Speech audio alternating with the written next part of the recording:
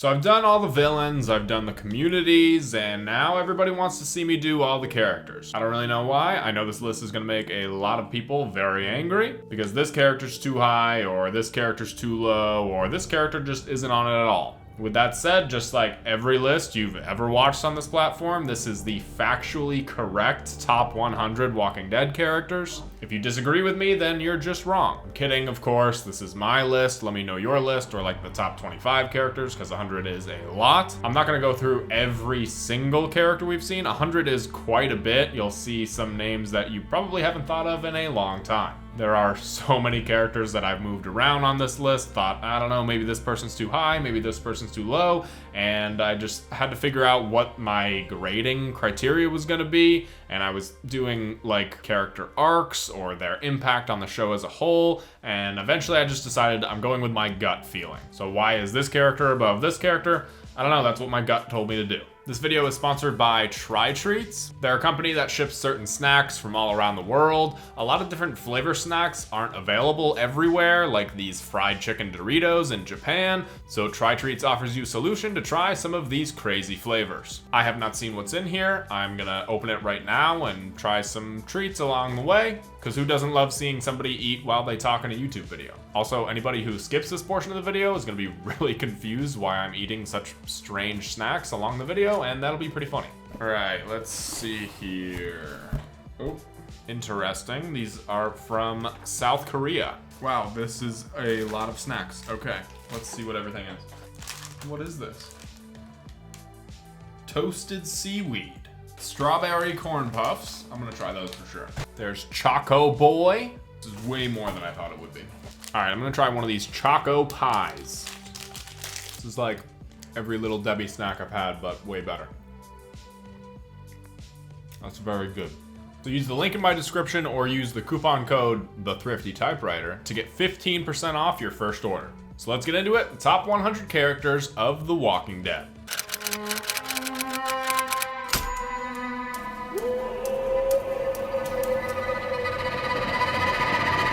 Coming in at spot 100, we have Gavin the Savior. Gavin was kind of this annoying side villain of season 8. You really kind of just wanted to punch him in the face, but to be so annoyingly hateable is an accomplishment of itself, so spot 100. On the opposite end of the spectrum, we have Reg at 99, who was extremely lovable. He was caring and smart and too pure for this world, and his death sent Alexandria into a downward spiral. Splitting the difference between those two, we have Randall from season 2. Randall really made the characters and the audience wonder what they were gonna do with him. He might have not been a bad guy, but he also wasn't a good guy either, and that was maybe the first time, other than Shane, that we had seen that in the show. The struggle of what the characters were gonna do to them while maintaining their humanity was one of the best aspects of the second half of season 2, so I feel like he should get some recognition for that. The character introduced in the final season of the show was Yumiko's brother, Tomi. Tomi introduced us to this new aspect of the show that was the Commonwealth and their jobs,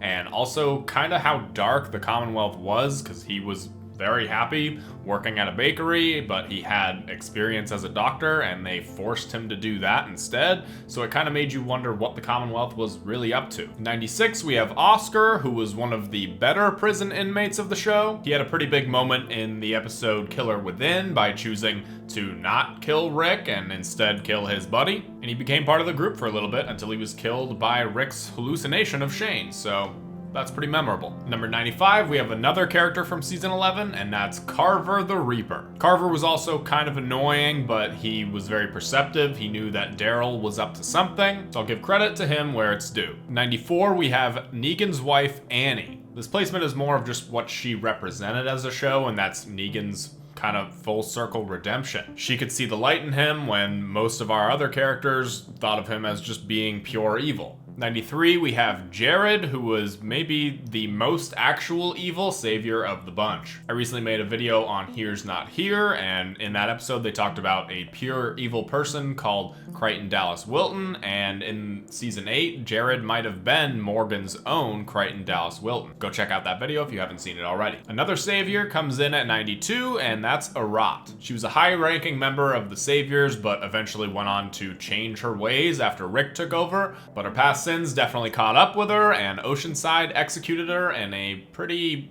I don't know, I guess sad death. Now we have somebody that Arat actually killed, and that's Olivia. She was kind of this background character for a lot of the time in Alexandria, and then in season 7, she kind of got a bigger role, I guess. Not a primary role, but a bigger one. I actually didn't even remember that she was in seasons 5 or 6, but she was there. Just kind of had to squint and look in the background to see a blurred out of focus Olivia. Now, I think this is the first character with an actual character arc, and that's Denise. She took over for Pete after he was killed, and she was the Doctor of Alexandria with very minimal training. But when times got tough, she stepped up to the plate and saved Carl's life. She also has Abraham's comic book death, and that's a pretty memorable death. And I think she might be...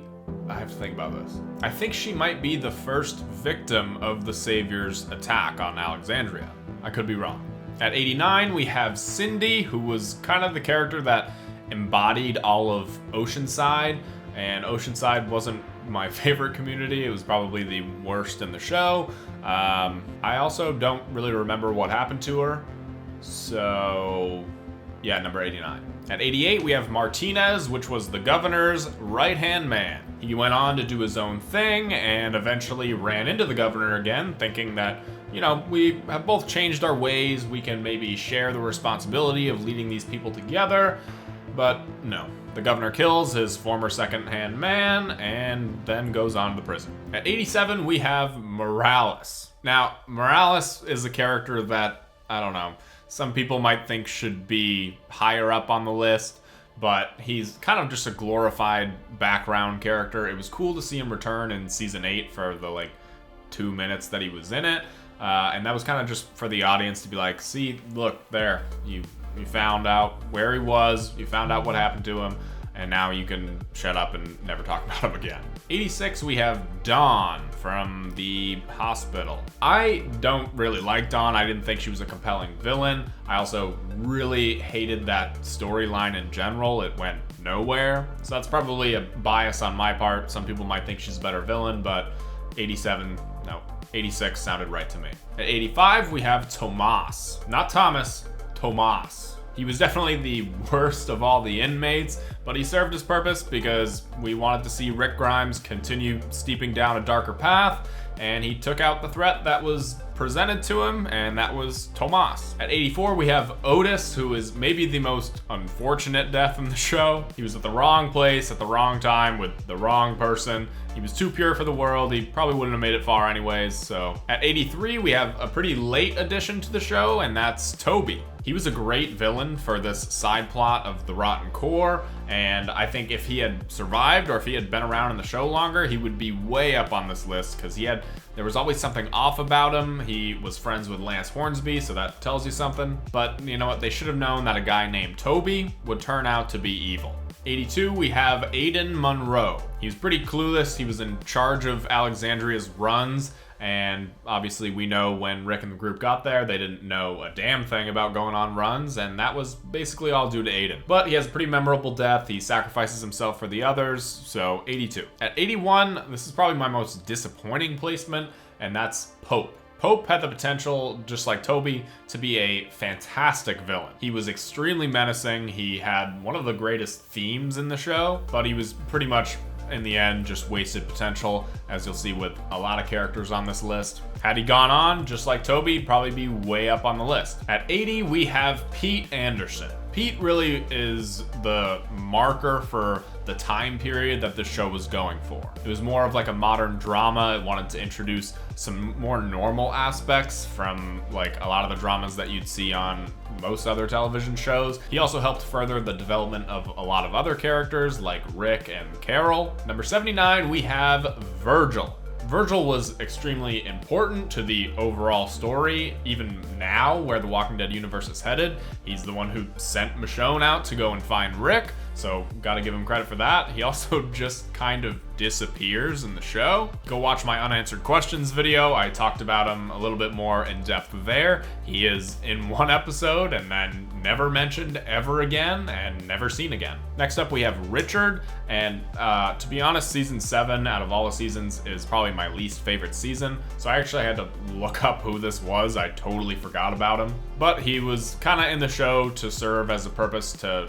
advance or I guess regress Morgan's storyline. He also really looks like the governor. I do not know why they casted him. He looks like he could be the governor's brother, but I don't know. He was fine for the time that he was in the show. At number 77, we have Sebastian Milton. He is probably one of the more successful, annoying characters in the show, and when he died, everybody cheered. He was just not fit to live in this world, and had it not been for the Commonwealth, he would have been dead a long time ago. Number 76, we have Sophia, who in and of itself, she's not really a character. I don't even know if she had any lines in the show at all, probably like one or two, but really just her death was the turning point in the show. It was a turning point from the comics, and it was a huge deal to all the characters on screen, namely Carol, who would go on to be, well, you'll see how good of a character that she is. 75, we're 25 down, so time for another snack. I'm gonna try this thing. Oh, it's just a chocolate chip cookie. That's very good. So at 75, we have Ron Anderson, who, just like his dad in the show, was another kind of sign of the times. He was there to represent the teenage angst and the drama and this love triangle, I guess, weirdly, between Carl, Ron, and Enid. He was annoying, maybe just not my cup of tea, so 75. And next to him in the lineup is his brother, Sam Anderson. Also pretty annoying, but at the end of the day, he was just a kid who was scared of all these zombies in the world, and I can't really blame him for that. He was also the reason for the downfall of that entire family, so good for you.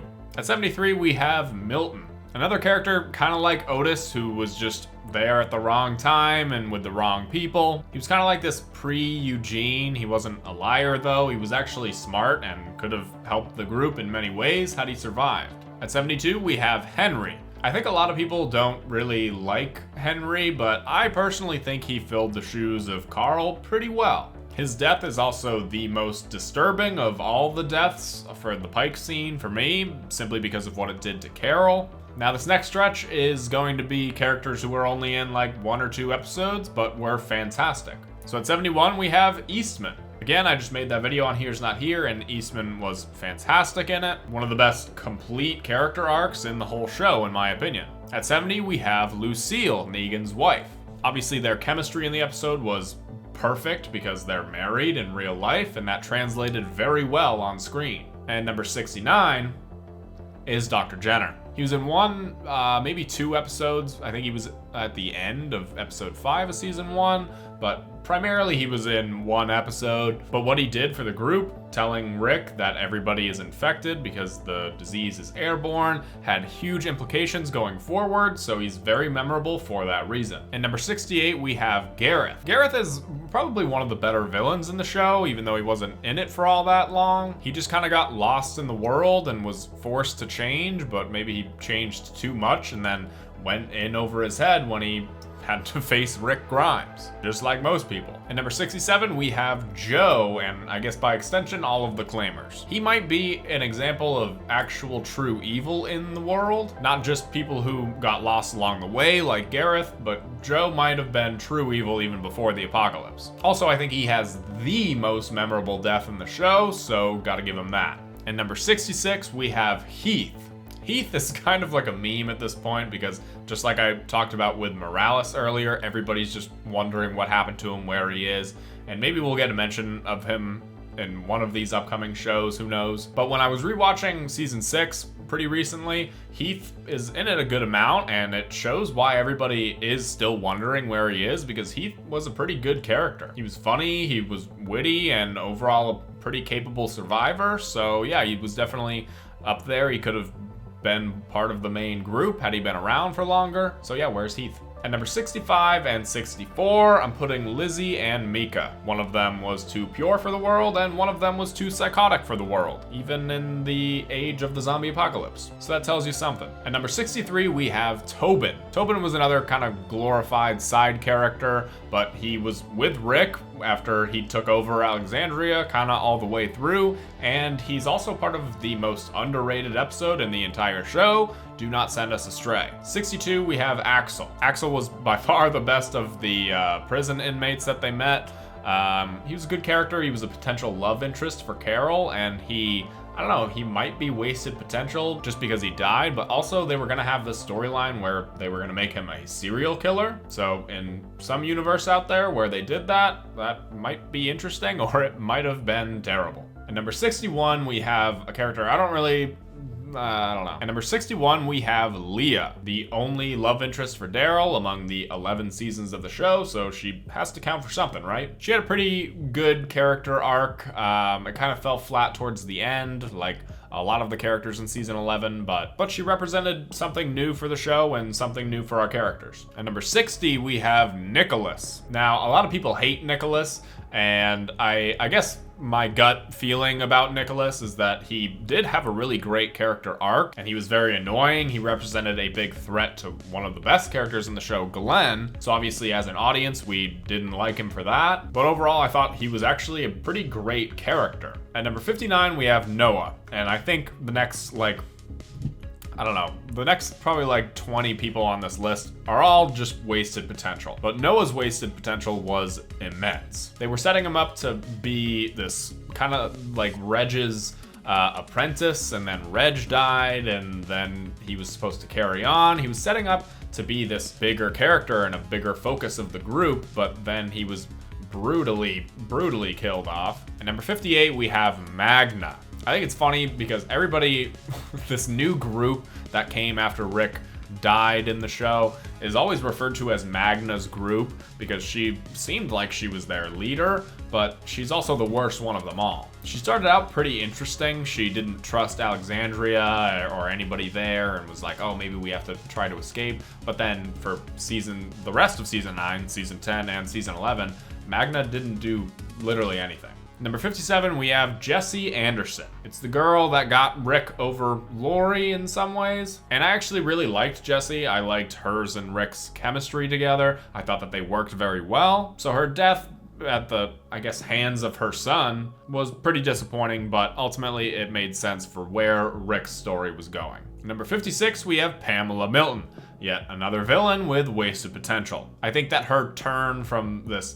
pretty good person and a good leader into this villain was a little half-baked. If they had maybe done that earlier, if season 11 had, continued on, I guess. No, if they had started it earlier instead of doing the Reapers, and if the Commonwealth was the main focus of season 11 from the very beginning, then it probably would have made more sense, but as of right now, she is 56. 55, we have young little Herschel Ree. Now, out of all the kids in the show who are around this age, Herschel probably is the best one of them all. He's the one that actually has a character arc. He figures out that Negan is the one who killed his dad and wants to take revenge, but then doesn't. So I'm excited to see where this story goes in Dead City. Number 54, we have Jacob Luke. I always forget that he was in the show because he was in a couple episodes of season 9, a couple episodes of season 10. I don't even think he was in season 11 until like the very last or like second to last episode. I always forget that he was around. But he was another like kind of comic relief character, brings joy to the show. But there were already a number of characters that did that, so I don't know. Luke was kind of pointless in the show to me. Number 53, we have Elijah. Now, Elijah, when he was first introduced, was this complete badass. He was so cool, and then they continued that storyline for a little bit, and then in season 11, he kind of didn't really do too much towards the end. They didn't really know what to do with him, so they made him have this relationship with Lydia that felt forced. But for his start in the show, he was pretty good. Number 52, we have Kelly. Now, Kelly had her moments here and there, but she was also kind of just an extension of Connie, who is much higher up on the list. 51 is T-Dog. T-Dog is another kind of memed character among the community. He was good for the first 3 seasons that he was in the show. He was pretty capable, he was funny at times, and I don't know, maybe there's another universe out there where he didn't show up late to work every day and he's still around. At number 50, this is gonna be a controversial one. We have Alpha. Now, this might be too low for a lot of people.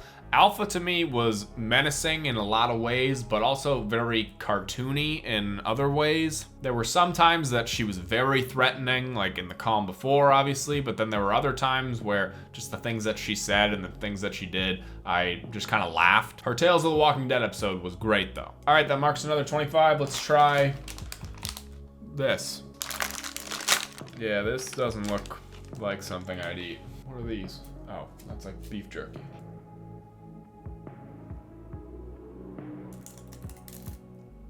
It's like eating paper. All right, actually not that bad.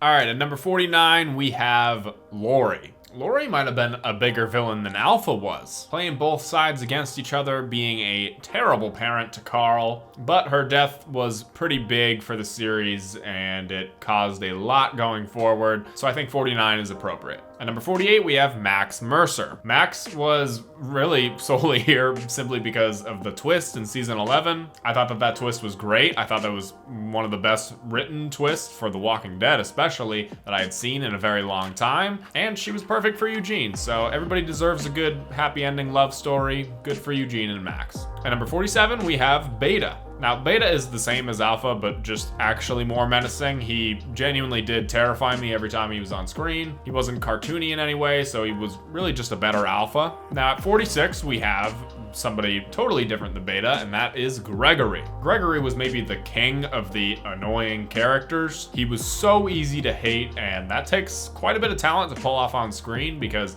Xander Berkeley is actually, I've seen interviews with the guy, he's actually a really great dude. So to play that part so great, have everybody hate you and want you to die, is really a testament of its own. At number 45, we have Spencer. I know a lot of people hate Spencer. I actually had quite a bit of sympathy for him. He was the son of the leader of this community. He was seeing what it was being turned into, and he was doing stuff that he thought that his mom would want him to do. I think he's kind of misunderstood in that way. Maybe that's just my own take on the character, but I think 45 is fair. At number 44, we have Enid. Enid was the replacement for Sophia, and like I mentioned earlier with Ron, she was really a sign of the times about this teenage romance, this edgy teenager, but she turned into a pretty good member of the group, and her death, the Pike scene, was obviously iconic. At number 43, we have Scott, the king of the side characters. Scott doesn't have a whole lot of dialogue. He doesn't have a character arc, nothing. Every time he's on screen, it's like, yeah, there's Scott. And he makes it to the end, so you know what? Good for you, Scott. At number 42, we have Merle. Merle had one of the best character arcs for the first couple seasons. He was this awful person, and then he turned into another awful person, but then eventually came back from it and helped our group in the end. And obviously his death had huge implications for Daryl. So for his time in the show, 42. And at 41, I put Princess. Princess is another character I see get quite a bit of hate. I actually really liked her. I thought she was a fun addition to season 11. She made me laugh. And I thought her relationship with Mercer was actually believable and pretty well done on screen. At number 40, we have Yumiko. Had the show ended at 10 seasons, Yumiko would be way, way down on this list, but she actually had a really great arc in season 11. When I think of Yumiko, I actually forget that she came with Magna's group in season 9 because she didn't really do anything in seasons 9 and 10, but in season 11, she was one of the contributing factors of the entire Commonwealth plot. So I wish they would have took advantage and utilized her character earlier, and she'd be even further up on this list. At 39, I put Deanna. Deanna had a great and very tragic character arc because she built this literal safe haven in the zombie apocalypse, and then this group comes in, says, no, this doesn't work, and then she thinks that they're wrong, but then she eventually sees that, no, they are right, and then she dies seeing this place that she built crumble and fall. At 38, I have Sadiq. His speech after the Pike scene is great and a standout scene and performance from him. It's cool to see that Carl didn't just die for nothing. Well, I mean, I guess eventually he does die for nothing, but Sadiq was good for the time. 37, Bob. Bob had another memorable death, the tainted meat scene, and he was just a pure guy in the world. But he left his mark on the group and also the termites. 36, another huge example of wasted potential, we have Andrea. Andrea was maybe the best female character in the first couple seasons. She was certainly the most interesting. Ironically, when she died, she handed that interesting female character torch over to Michonne, who is in the show because of Andrea, so that's pretty funny. 35, Diane, who is the queen of the side characters. Just like Scott, every time we see Diane, it's like, yeah, there's Diane. Easy to root for, doesn't have like a ton of lines, doesn't have a character arc per se, but you know what? She made it to the end. 34, I have Simon. Simon is the best number 2 person in the show. We've gone over quite a bit of those. But Simon is one of, if not the best aspect of season 8. Him obeying Negan to trying to overthrow him was really interesting to see unfold, and a great side plot in the story. Plus, it's Trevor. Come on, how can you not love him? Number 33, I have Mercer. Mercer was a great addition in season 11, just like a lot of the additions of characters in that season. You know what? I'm going over this. Season 11 wasn't that bad. There were a lot of new characters that were actually pretty good, and they're high up on this list. 32, Jadis. Now, the trash people were awful, but Jadis had a pretty good character arc, and her role in saving Rick obviously gives her some importance to the overall story, and even going forward, I'm sure we're not done seeing Jadis yet. 31, this one might surprise people, but I have Lydia. I loved the character of Lydia. Her role in the fight against the Whisperers, where she's caught kind of between two forces, was really well written, and honestly, I think that she's one of the better actors in the show overall. At 30, just kind of because I have to, I have Judith. It's kind of just what she stands for in the show. She is the only Grimes family member still in the show, even though she's not even really a Grimes. I hope that we get to see more of her eventually. I hope in the Rick and Michonne show or any of the other spinoff shows, I hope that she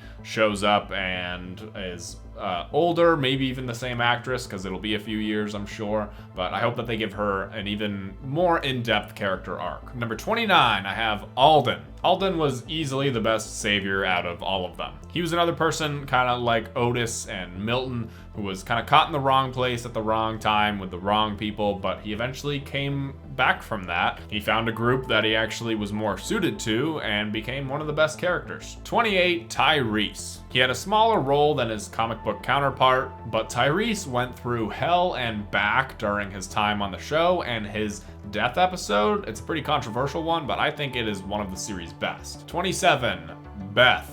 Maybe the biggest example of wasted potential in this show. She was just barely becoming an interesting character. She was kind of just there for seasons 2, 3, and 4, but then in season 5, she just got 2 episodes dedicated to her story, and we were finally gonna see her reunite with the group and see her become a full-fledged member of the group. But no. 26, I have Sasha. Sasha was one of the better female characters in the show overall. She had a pretty great and complete character arc of her own. She wasn't attached to any particular man or anything like that, maybe Abraham, but she went on and surpassed Abraham, doing her own thing and becoming her own person. She took her own life to give everybody a better chance at survival, and that's exactly what happened. 25, I have Jesus. Jesus has that cool factor that maybe nobody else in the show has except for Daryl. I really wish that he would have lived on longer. He was easily becoming one of my favorite characters, but his death was important in showing us the introduction to the Whisperers. And now that I've been through another 25, you know what that means. Time for some Choco Boy. This is certainly interesting. They look like little mushrooms. Kind of like those sticks that you dip in Nutella, but they're all in one package already. It's kind of strange. All right, place number 24 is for you guys, because I usually get a lot of hate for this one. So spot 24, I put Rosita. I had Rosita at place number 60, but I moved her up because I'm so sick of hearing people rag on me for not liking Rosita just simply because she's been around in the show for a while. She doesn't really do much. She gets tossed around from man to man. She's a badass in the show, but like I've said a million times before, just because a character has been around for a while does not equate how much you have to care for them. So I did this one for all you Rosita fans. I don't want to hear a single comment saying that she's too low on the list. She's already high, way higher than I think she has any right to be. 23, I have Lance Hornsby. Lance Hornsby had the potential to be maybe the best villain in the entire show. There was always just something off about any time he was on screen. It seemed like he had so much more plans in the works. It seems like he had connections to the CRM, but that didn't really end up going anywhere, and he just kind of died. 22, Tara. Tara was a fun character that proved in the show that just because you're running with the wrong crowd doesn't mean you can't change and become somebody else. And we see that happen time and time again in the show after Tara, so she really set that precedent going forward. 21, Jerry. Jerry is too pure for the world of the apocalypse, yet somehow he made it that far. It's always a good time when you see Jerry. He also is kind of a glorified background character, but he has some great moments. I love when in season 11, when Jerry sees Negan, he's just like, hey man, what's up? But everybody else still absolutely detests Negan. It just proves what kind of guy Jerry is. At number 20, Connie. By far the best of the group of Magna's group to come after Rick left. She had a great character arc and a great relationship with Daryl. If you surround a character with Daryl and he starts caring for them, odds are the audience is going to start caring for them too, and hence why Connie is pretty much beloved by the fandom, and nobody else in that group really is. Number 19, I have Dale. Dale was the moral compass of the group for the first 2 seasons. In that alternate universe out there where Frank Darabont never got fired, then, you know, Dale is still in the show, or he at least made it further than he did. And I really would have loved to see what Dale would have done in like the prison or even Alexandria. It would have been really cool.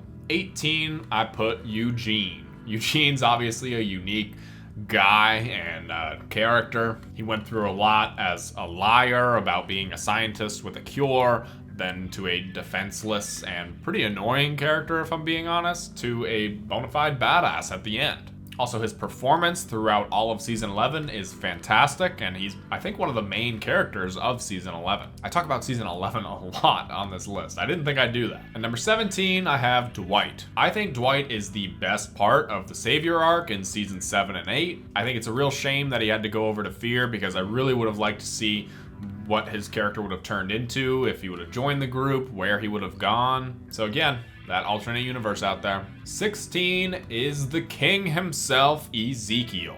Ezekiel is just as unique as Eugene, but in an entirely different way. He brings a lot of comedic relief, but at the end of the day, you know that he's not like an idiot. He's not actually living in this fantasy world. He knows what he is. He's just trying to inspire others. His best character arc was in season 8 when he realized he truly was just some guy, and he didn't really do too much after that, so I really wish that they would have done more with Ezekiel, but I'm happy that he survived to the end. Rounding out 15, I have Aaron. His intro into the show is extremely memorable. Coming right off the heels of Terminus, we aren't really too trusting of anybody that we meet, and Aaron seems like this kind of sketchy guy, even though we learn that he's not at the end. And in the later seasons, he became the comic book version look-alike of Rick Grimes. At spot number 14, I have Carl. Carl is by far the biggest wasted potential of the show.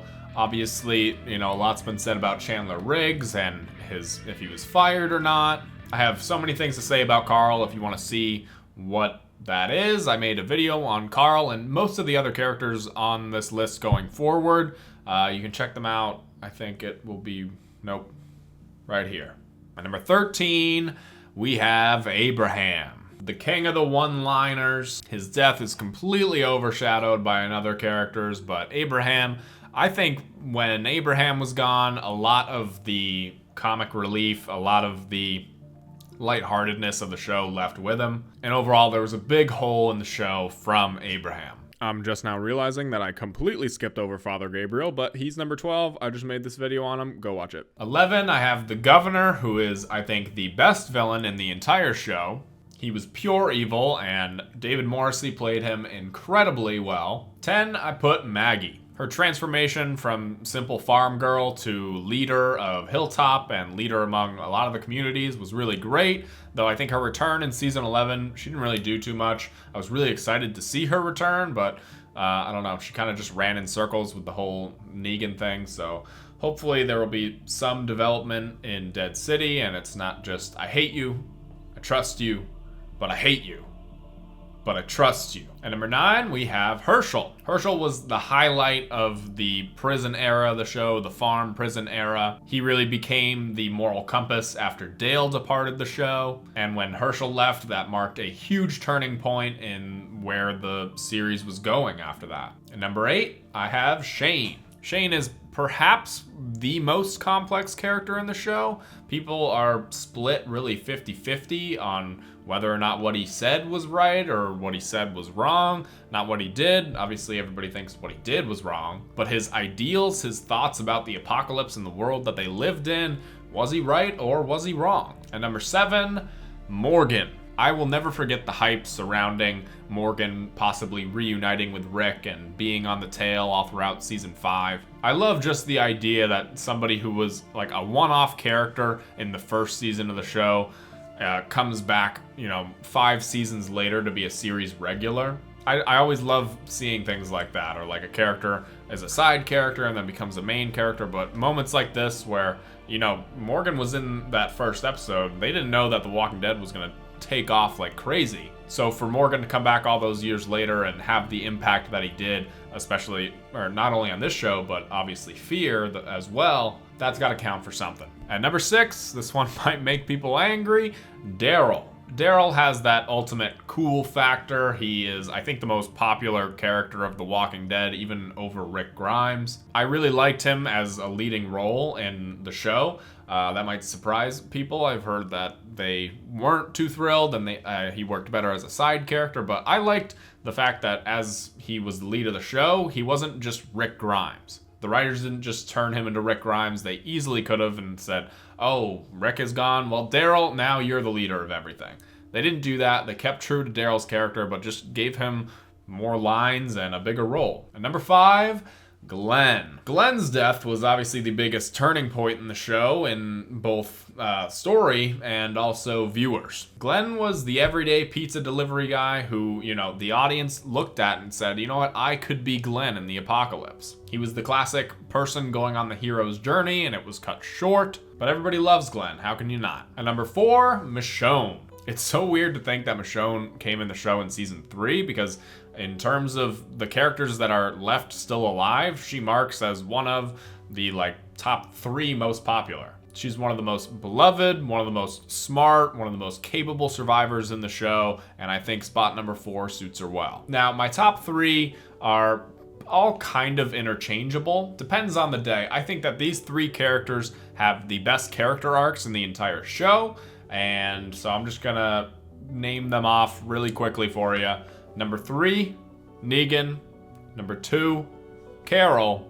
And number 1, Rick. Negan obviously started out as the show's biggest villain, and then eventually by the end of season 11 is, not really a friend of the group, but he works with them and they share the same goals. Carol starts out as an abused housewife and then eventually becomes this Terminator, Ellen Ripley style person who can save anybody from anything. She's been through so much heartache and trauma throughout the show. She's lost more kids than I can count. And Rick Grimes is Rick Grimes, enough said. All right, that's my list. I know that every single one of you agrees with it 100%, so no need to, debate with me in the comments because I know that you agree. Let me know if you like this style video. For these ranking videos, I don't know, when I was doing the other ones, it was really me just pulling pictures off the internet, not really any footage, and then just it was like a PowerPoint video, so I figured this might be a little bit more interesting. It was certainly more fun for me to make. It's a lot less scripted. I just put bullet points. I didn't have a full script going out. I'm not scripted right now, so it's a little bit outside of my comfort zone, and I really like doing stuff like this. So let me know if this works or if I'm just annoying. Make sure to grab yourself a box of international snacks, and I'll see you guys in the next one. Here is the outro. Special thanks to my channel members. You guys are the absolute best, and you guys are the first to see this video. So if you want to see videos early like them, become a channel member. You get lots of exclusive perks depending on the tier, so check it out by hitting that join button. Special thanks to these guys right here, and I'll see you all in the next one. Yeah.